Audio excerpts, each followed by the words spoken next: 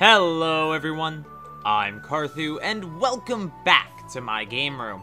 It's been a hot minute, I'd say, and I've just been really busy, and honestly my interest with the Pokemon franchise sort of fell out, but then back in, and then I just didn't have time to make videos on it when it fell back into favor.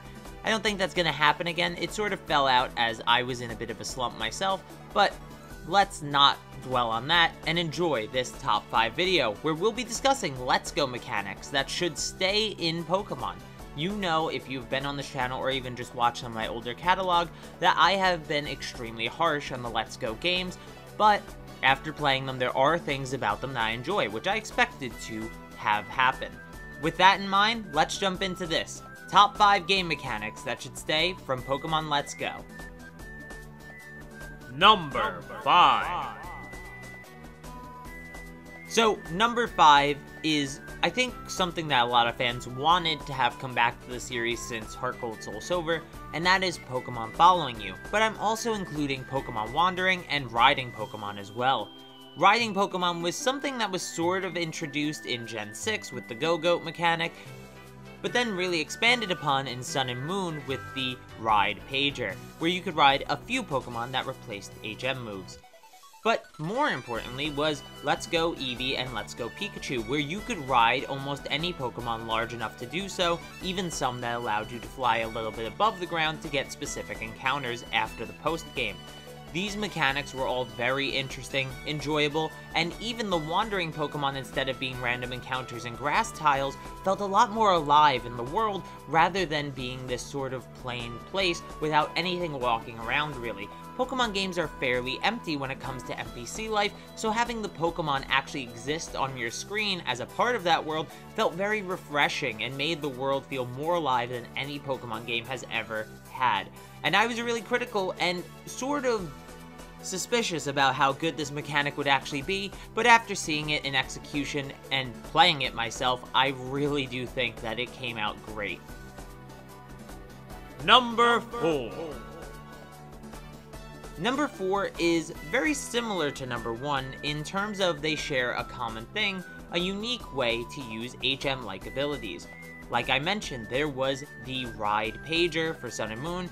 There is the Pikachu or Eevee moves that you could use in Pokemon Let's Go, but these things are fundamentally different, but still a unique way to get HM moves used. And I really think that's important to these games. HM moves shouldn't be something that's taking up a slot, especially when they're so weak. But you don't want to make them super powerful, so that way they circumvent regular moves. It's very weird, because from a competitive side of things, HM moves suck. From a gameplay side of things, in terms of battle gameplay, HM suck. But in terms of, say, having to make sacrificial strategic decisions about your team, they actually do interestingly interact that way, but it's really nothing that's too crazy or worthwhile that you should actually be sacrificing. And because of this, and since they seemingly don't want to get rid of HM moves entirely, I think this is a great compromise. Have them be unique things that are given to you at a certain point in the story, rather than things being arbitrarily locked off behind gym badges and HMs, sometimes you getting the HM well before the gym badge. Number 3. Additional benefits to catching Pokemon is our third choice here, because this is a weird thing. You really don't have an incentive to catch a Pokemon more than once. Maybe if you're a premium collector who likes to fill his PC with one of each stage of that Pokemon as well, so you need however many for this Pokemon, you need 3 for that, 2 for that, 4 for that, 9 Eevees, etc., you're not really needing to catch the same Pokemon more than once. And because of this, I do think that to incentivize that capture, the candy system sort of work. You see, while I don't like the catching system innately in the way it's executed in Pokemon Let's Go, I do truly like the rewards for catching, and perhaps they're a bit overpowered. Perhaps they should just be EV elevation items, so that way when you catch them on, you're not wasting your EVs, you're not risking any EVs that are going into the wrong spot by accidentally killing some mon that's the inappropriate EVs for what you're looking to train up. You can rather just catch Pokemon, send them away to the professor, get extra candies, and you will get extra boosts to your Eevees. It's a different way to Eevee train, and that's really something the game needs because the competitive scene is such a hard thing to get into as it is. You need some more unique and interesting ways to get in than straight grinding, in my opinion. Number 2. We're down to the final 2, boys, and you're about to be very, very surprised by this one. That's right, it is the catching system. But I do not want it imported directly the way it is. You see, the catching system is actually good in a way that I've mentioned in previous videos. It could be a great supplemental mechanic to catching that already exists. Weaken the Pokemon, take it down to low HP, get it paralyzed, a nice status effect on there, use the right type of Pokeball, and then you switch over to a screen where you now have a Pokeball in your hand. That Pokeball will now give you an additional benefit if you are better at the skill-based game, which is that catching mechanic. It's supposed to be a skill-based game anyway.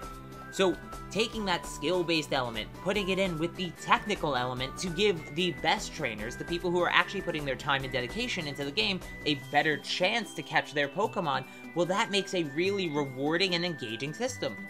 But you could also definitely have it where people just press A, throw the Pokeball, and have the same base catch rate. That's fine for people who are trying to do it quickly. But for people who want to take the extra effort, maybe for legendaries and things like that, that extra catching mechanic to give them a little bit of an extra multiplier boost, maybe people who like to catch everything in Pokeballs, like myself. I don't really like to use Ultra Balls and Master Balls and all the other type of balls. I really like to use Pokeballs because it looks cleaner, but that's just like a weird aesthetic thing that I like. This would be a nice way to incentivize harder catching and things like that, and also give people the better chance to catch Mons that are otherwise extremely hard to catch in Pokeballs that are even Ultra Balls. But with that, let's move on to number 1. Number 1! Number 1 is none other than the Master Trainer quest. Over 100 trainers in the region, each one designated to a specific Pokemon. They are a master at training that specific Mon. It's an extremely high level. It's a 1v1 where you have to use that Pokemon as well, and it's a very interesting gameplay mechanic and situation. I very much enjoyed that. It's a great post-game option, and the easy way to implement it, because I'm sure some of you are thinking, well, there's almost 1,000 Pokemon now, how are they going to do 1,000 Master Quests every single time? They don't have to. Every region gives us new Pokemon. Those new Pokemon usually get around to be 100. If we have about 100 new Pokemon each time, well, guess what? 100 Master Trainers. You would have a nice set of Master Trainers as your post-game, as a staple of the series, something to really test yourself, because the games usually don't. So having this great post-game, and then even a final champion, similar to the Red situation in Pokemon Let's Go, we would have an amazing post-game that's very engaging and actually takes you into the battle system with a bit more strategy than you previously had. You cannot just use these super effective counter Pokemon, you have to use the same Pokemon. It increases your incentive to catch Pokemon, because you need to go out and catch these new Mons and have one of each evolution stage to be ready to fight these people. You need to do this system, to be honest. I think it is one of the best things that they've ever added to the series. Pokemon Let's Go really hit it out of the park with this thing, and honestly, it was my most fun part about playing the game. And with that, guys, the video is over. I'm gonna try to upload on this channel once a week. We'll see how well that goes. But until then, peace! Thanks for watching. Leave your opinions, counterpoints in the comments down below. Hit subscribe and that notification bell if you want to stay up to date on the channel. Check out the Patreon and the t-shirt if you really want to support me. And don't forget to click those 2 videos above to go see some other great content on the channel. See ya!